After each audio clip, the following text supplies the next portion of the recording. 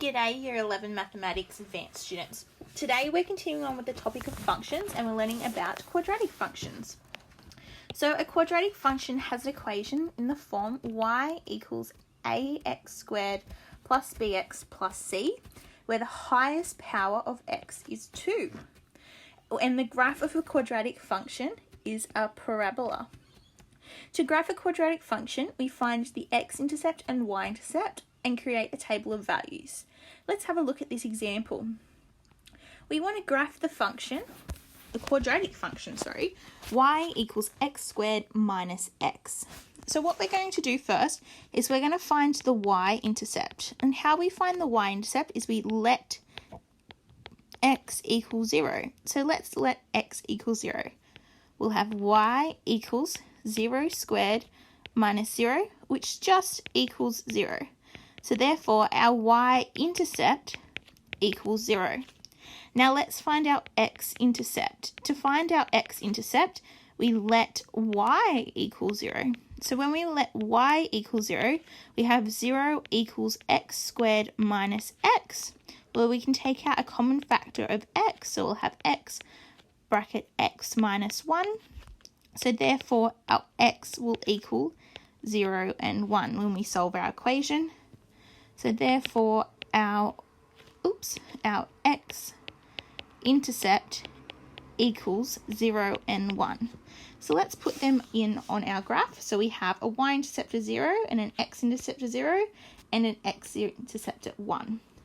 Now let's draw a table of values to find out some other values, because these 2 points at the moment don't give us much.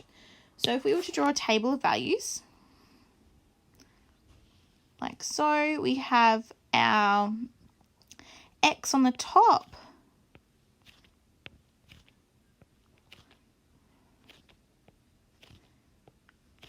so we will have our x values on the top, our y values on the bottom.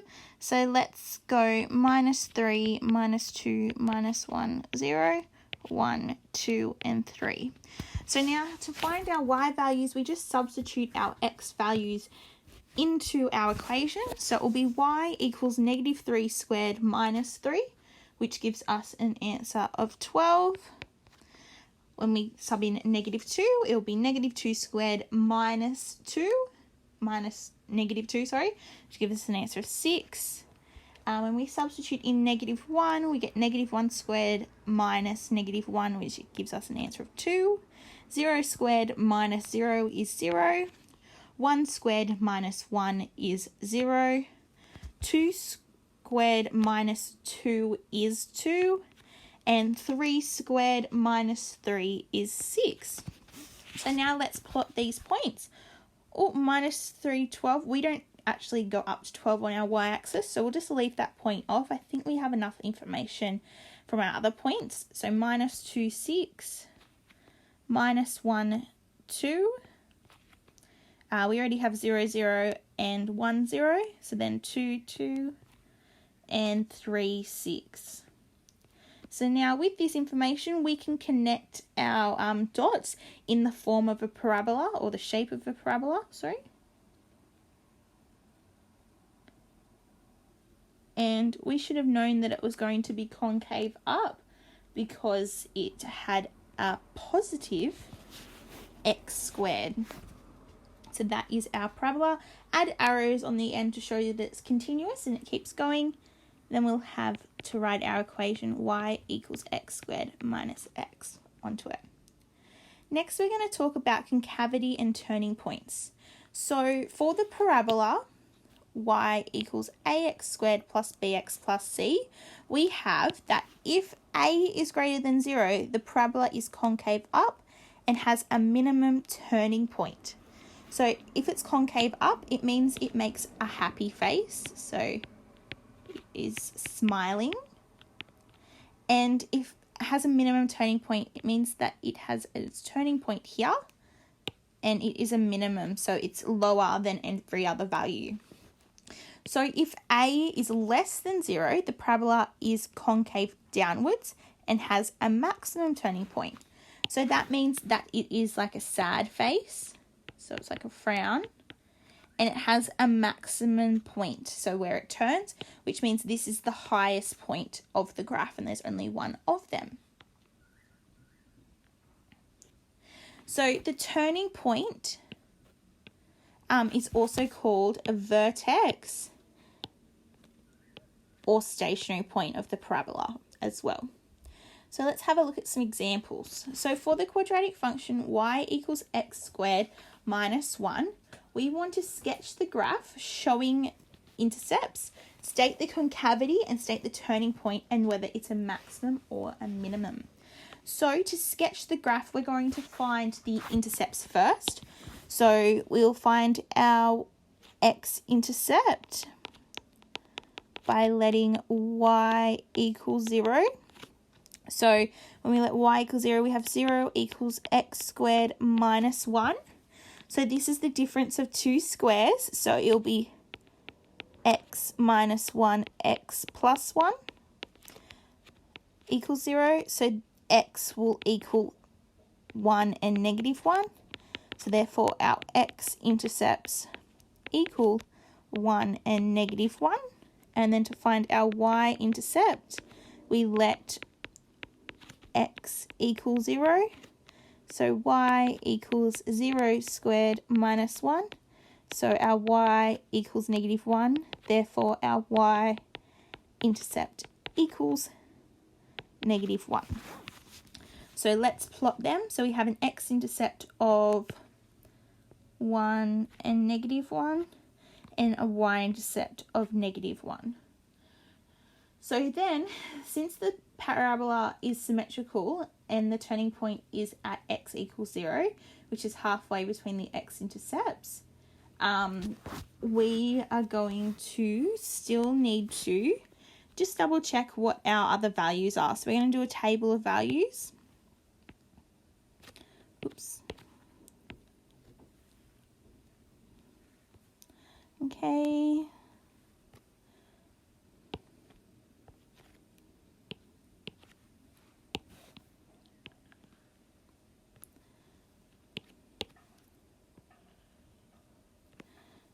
And so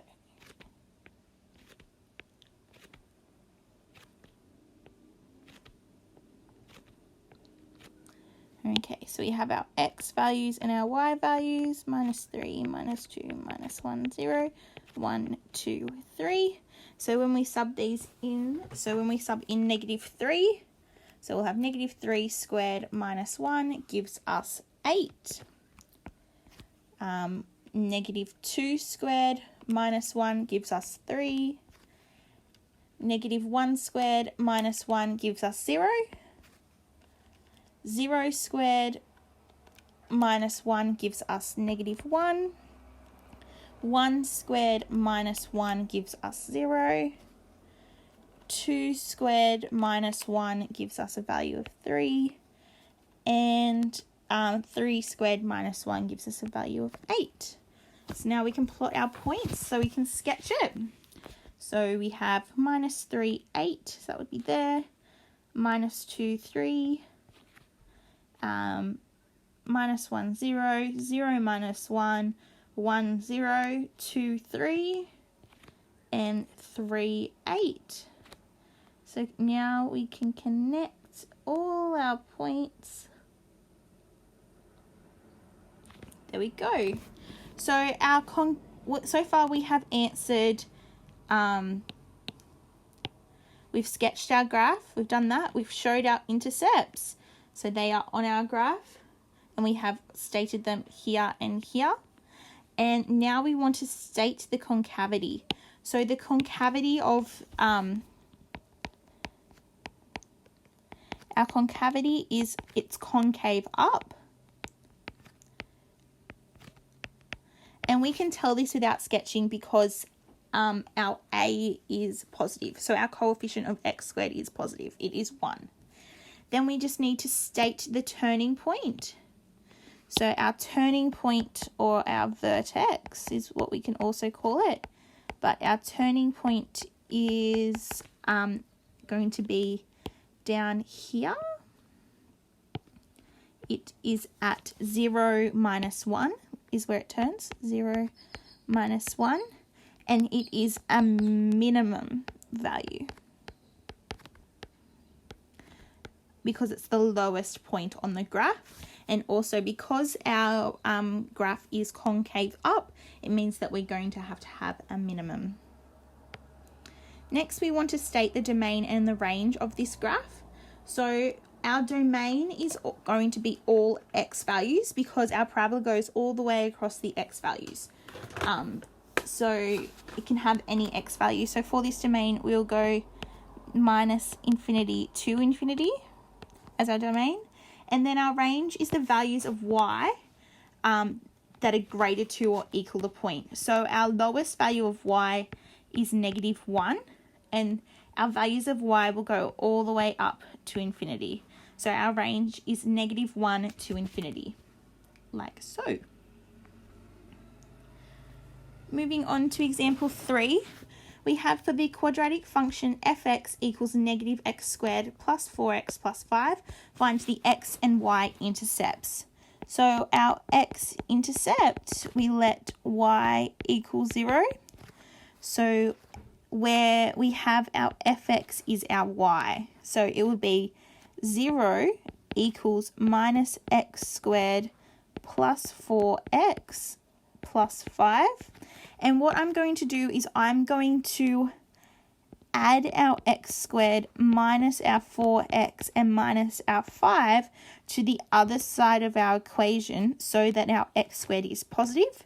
So we'll have x squared minus 4x minus 5 equals 0. Then I'm going to factorize this, so we'll have x minus 5, x plus 1 in brackets equals 0. So therefore x equals 5 and -1. So therefore our x-intercepts equal 5 and -1. So then for our y-intercept, we let x equal 0. So we'll have y, or fx, equals minus 0 squared plus 4 times 0 plus 5. So that means our y equals 5. So our y-intercept equals 5. So we're going to put these onto our graph below. So we have a y-intercept of 5 and an x-intercept of 5 and -1. So now we want to sketch a graph of the function. So to sketch a graph of the function, we need to draw a table of values, like so.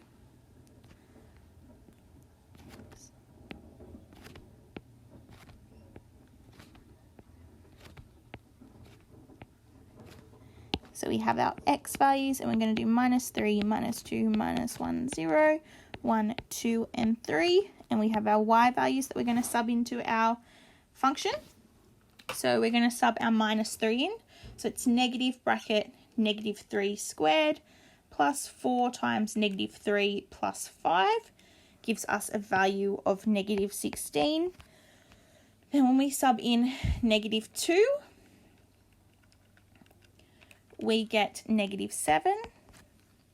When we sub in -1, we get 0. When we sub in 0 for x into our function, we get 5. When we sub in 1 into our function, we get 8. When we sub in 2 into our function, we get 9. And when we sub in 3 to our function, we get 8. Excuse me. So since a is less than 0, so our a value here is less than 0, it means it's going to be concave downwards. So we also need to plot our points. So -16 doesn't fit on our graph, but -2, -7 does. So we'll plot that. -1, 0, 0, 5. We have 1, 8. Ooh, 2, 9. That's got to be up there. Sorry. 3, 8. Then let's sub in 4 also. I know we don't have it on our table of values, but it is going to help us connect all our dots. So 4 is 5. And let's now sketch that.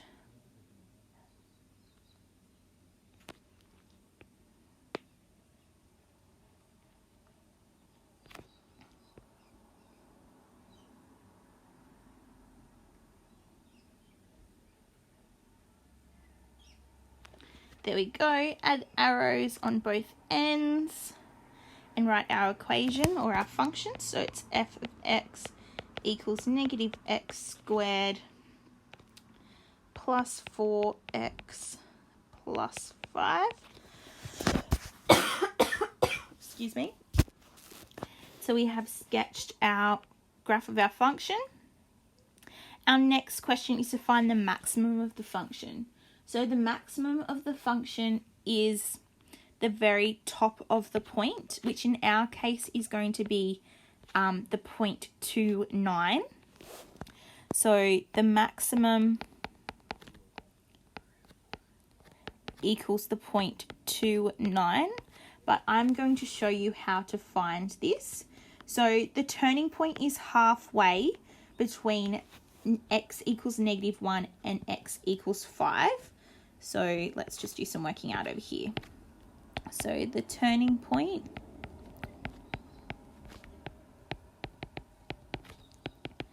is halfway between your x values, so your x-intercepts,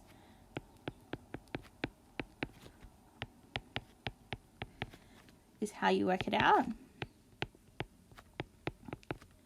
So you go x equals your x, the average of your x-intercepts. So negative 1 plus 5 equals 2. So you get 2. And then you sub the 2 into your function.